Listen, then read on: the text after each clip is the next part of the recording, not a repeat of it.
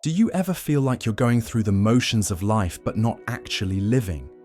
Like you're successful on paper but empty inside? Like you have everything you thought you wanted but nothing that actually fulfills you? You're surrounded by people but feel completely alone. You achieve your goals but the satisfaction lasts for minutes, not months. You buy things, travel places, meet new people, but nothing fills the void that seems to grow bigger with each passing day. Freud discovered something disturbing about modern life. We've become disconnected from our authentic selves in pursuit of external validation, and this disconnection is creating an epidemic of existential emptiness. Right now, you probably feel like something fundamental is missing from your life, but you can't identify what it is. You've tried therapy, meditation, relationships, career changes, new hobbies, spiritual practices, but the emptiness persists because you're treating the symptoms instead of the cause. The cause isn't what you're lacking in your external world, it's what you've abandoned in your internal world. You feel empty because you've spent so long becoming who others wanted you to be that you've forgotten who you actually are. Tell me in the comments, when was the last time you felt truly alive, and what were you doing? I can see from your responses that many of you remember feeling most alive when you were being authentic. But here's what Freud discovered about why we abandon our true selves. We learn early that authenticity is dangerous. As children, we quickly realize that certain parts of ourselves are welcomed and rewarded, while other parts are rejected and punished. So we develop what Freud called a false self, a carefully constructed persona designed to earn love, approval, and belonging. We hide our anger because it's bad, suppress our sadness because it's weak, diminish our excitement because it's too much, and silence our opinions because they're wrong. Over time, we become so skilled at performing this false self that we forget there's a real self underneath. The emptiness you feel isn't the absence of something external. It's the presence of something internal that's been buried alive. Your authentic self is still in there, but it's been locked away for so long that you've forgotten how to access it. You feel empty because you're living someone else's life while your real life remains unlived. What parts of yourself did you learn to hide to be accepted? Your honest answers reveal how much of yourselves you've hidden to gain acceptance. But Freud discovered something even more disturbing. The emptiness isn't just from abandoning your authentic self, it's from the constant energy it takes to maintain your false self. Living as someone you're not is exhausting work. Every day, you have to remember who you're supposed to be, monitor your responses to make sure they're appropriate, and suppress impulses that don't fit your constructed image. You're essentially running two operating systems simultaneously: your real self trying to emerge, and your false self trying to maintain control. This internal conflict creates a chronic state of tension that manifests as anxiety, depression, emptiness, and exhaustion. You feel tired all the time, not because you're doing too much, but because you're being someone you're not. The most draining thing you can do is pretend to be someone else, especially when you have to do it 24/7. But here's what's really tragic. Most people are so disconnected from their authentic selves that they don't even know they're pretending. They think their false self is their real self. How much energy are you spending maintaining a version of yourself that isn't actually you? I can see from your comments that many of you are recognizing the exhaustion of constant performance. But here's what Freud discovered about the specific way modern society creates emptiness. We've replaced authentic connection with digital performance. Social media has turned your life into a highlight reel, where every moment must be curated, filtered, and optimized for external validation. You're not living your experiences. You're documenting them for others' approval. You're not forming real relationships. You're managing your personal brand.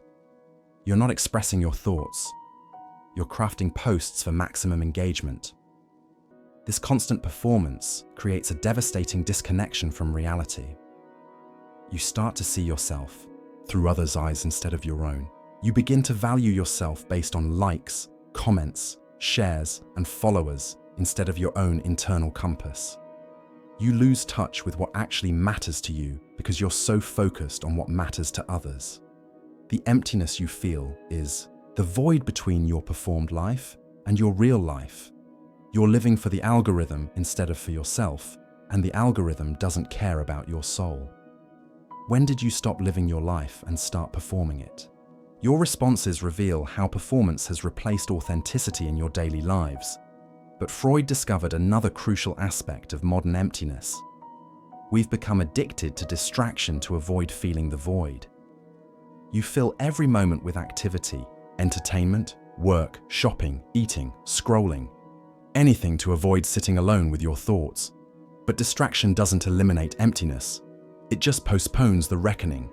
The void you're avoiding isn't something to be feared. It's something to be explored. That emptiness is actually a message from your authentic self, saying, "Pay attention to me." It's your soul's way of telling you that you're living out of alignment with your true nature. But instead of listening to this message, you've been medicating it with busyness, substances, relationships, achievements, and endless stimulation.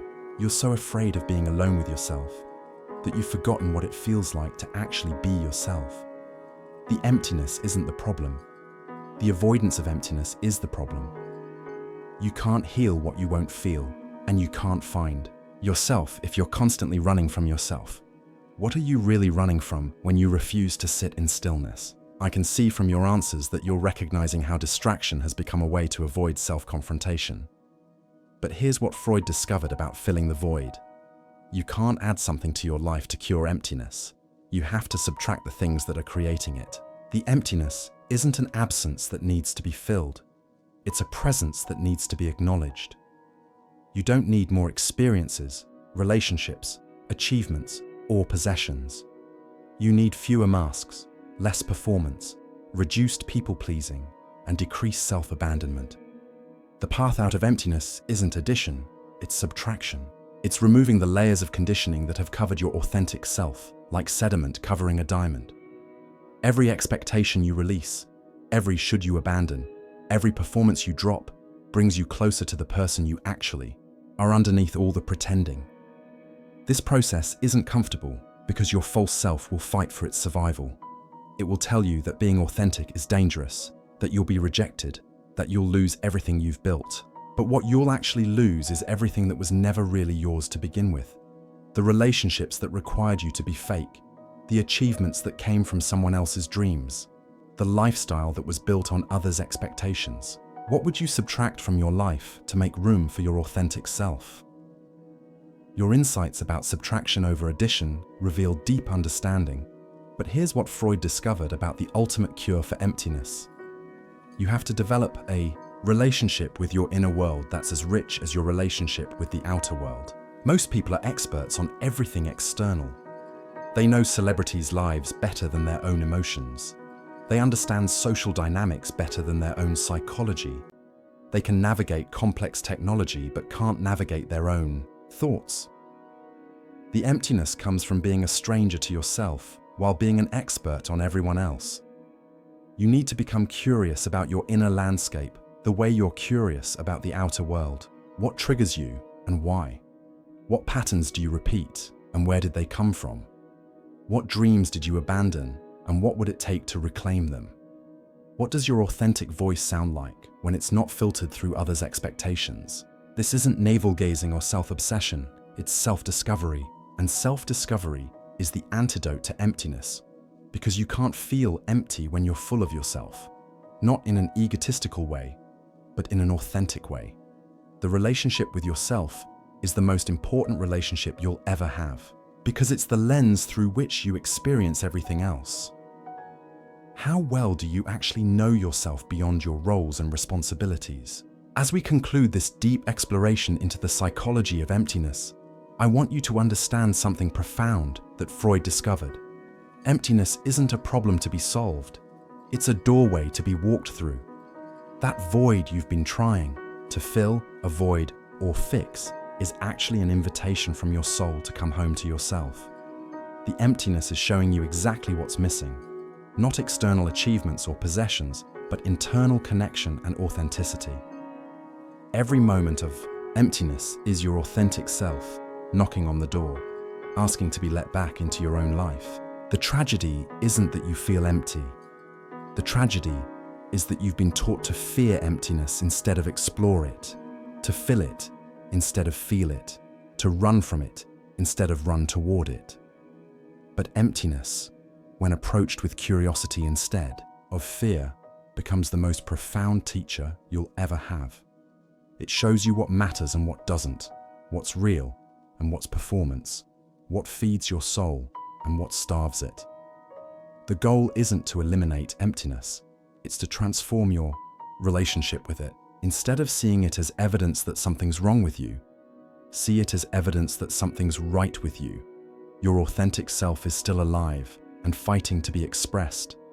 The emptiness is not your enemy, it's your awakening.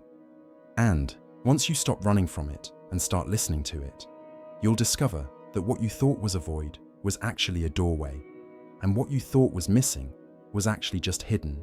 Your authentic self has been waiting patiently for you to stop performing and start being. The question that will determine the quality of your remaining years is simple. Will you continue to fill the emptiness with distractions, or will you empty the distractions to find your fullness?